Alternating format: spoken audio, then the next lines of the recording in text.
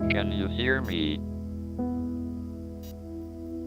It has been a glorious time to be alive and doing research in theoretical physics. Our picture of the universe has changed a great deal in the last 50 years, and I'm happy if I have made a small contribution.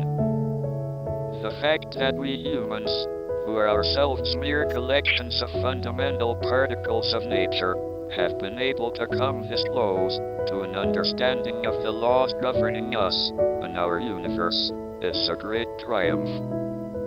I want to share my excitement and enthusiasm about this quest.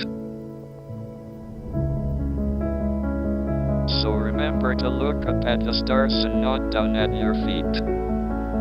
Try to make sense of what you see and wonder about what makes the universe exist.